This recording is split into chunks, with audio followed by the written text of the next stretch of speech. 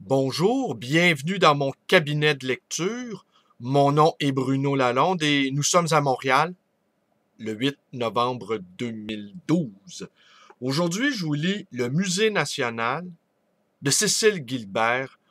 Cécile Gilbert qui a écrit 7 ou 8 ouvrages, dont un consacré à Andy Warhol, un autre à Saint-Simon, un autre à Guy Debord. Et je la soupçonne également d'avoir entretenu une liaison avec Philippe Solers. Elle a été évidemment très influencée par Philippe Solers, c'est clair.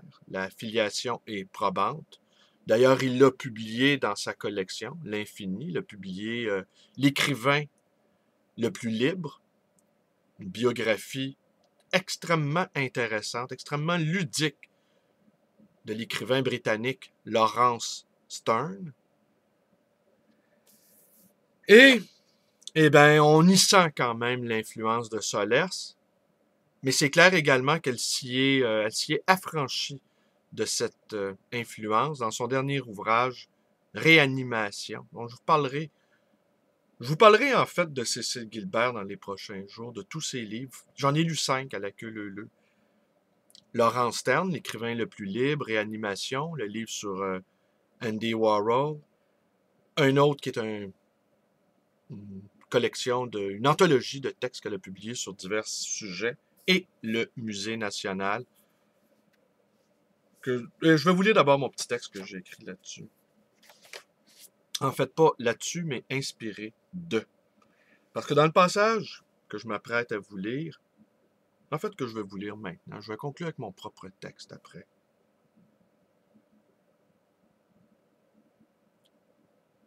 Le personnage du roman est une gardienne de musée. Alors, elle nous raconte un peu ses tribulations, ses longues journées, où elle s'adonne à des rêveries, des réflexions que lui inspirent certains tableaux, dont Courbet, entre autres choses. Mais dans mon esclavage apparent, quelle liberté véritable! De temps en temps, j'avais le pouvoir de marcher, de parler. Il me fallait tenir compte des autres. Je n'osais pas penser, tout me semblait criminel. Je me limitais. Je redoutais que les questions qui se posaient à moi. Une grande injustice, mais mal à l'aise. Il n'y a plus aujourd'hui un malheur qui puisse m'atteindre, plus un événement qui puisse me déconcerter. Ainsi, j'ai appris à jouir de moi-même, à jouir d'autrui. Je ne pense pas à mourir. Je ne m'ennuie pas. Je suis tout ce qu'il vous plaira, mais je ne serai jamais l'amant d'une femme qui ne sait pas lire. Rivé au silence fort clos de la galerie déserte, mon corps bascule dans une verticale d'oubli limpide, comme subitement désancré du poids de ses organes. Une autre incarnation s'amorce, sorte de dessalement amorti qui vient doucement altérer les repères habituels de la vue de Louis. Je lis. C'est une chose enchanteresse de sentir que la plus organique et vivante substance du cerveau, ranimée par l'amour et l'espoir d'un plaisir prochain, se met en mouvement, descend avec chaleur et turbulence, et s'élançant de nous dans une angoisse de volupté, se darde et va se mêler avec une pareille substance élancée et partie dans les mêmes rapports d'amour et de plaisir. Je lis les lettres de Beaumarchais à Madame de Godeville. Gai spermatique, voix belle maussade.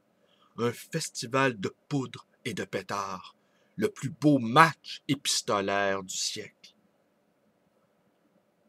Tu ne sais faire l'amour que sur un lit, et il est quelquefois charmant sur une feuille de papier. Je lis. Je lis cette autre vie infiniment plus vivante, jaillit des phrases, masse et couleurs d'intensité fluide, assainement répétées. Soupir. Irez-vous comme une ombre errante, indigner les dryades de mes prétendues félonies? Je lis les syllabes et les mots, je lis en silence comme tout haut. Respiration, ponctuation, cadence. Avez-vous essayé dans le plaisir de prononcer ces petits mots jaculatoires qui vous le faisaient si bien faire? Je m'enfonce dans cet autre corps que j'ai quand je lis, et dans lequel d'autres sensations percent, comme venues de très loin, charriées par l'odeur du papier Bible. Je vais t'enfermer, te chambrer, t'alcover, t'embrasser, te baiser, t'étreindre. Et j'attaque la phrase.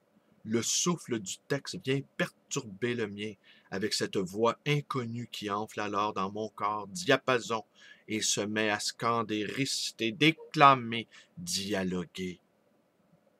Nos étourdis et nos roués disent qu'il faut briller, et moi je dis qu'il faut jouir et se taire. C'est beau comme du chant fort.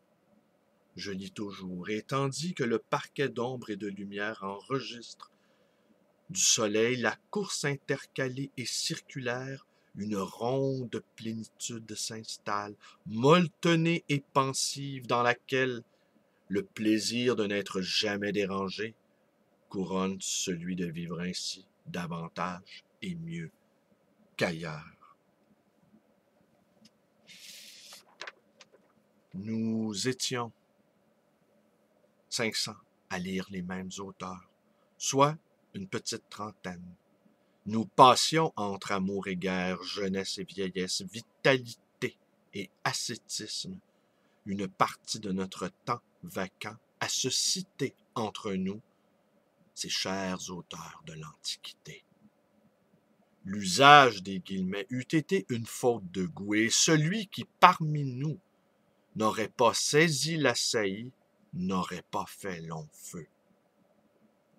Je vous parle ici d'une époque ancienne où la chasse et les échecs étaient infiniment plus drôlatiques que la confection d'ouvrages, que l'insolence prétend lire les choses autrement, dire les choses autrement. Nous étions des nains qui avaient le sens de la grandeur. Il fallait bien la malice d'un Rabelais pour s'engausser, mettre les rieurs de son côté. Un bon point. L'usage de la citation est chez Rabelais une entourloupe savante pour déjouer les doctes savants.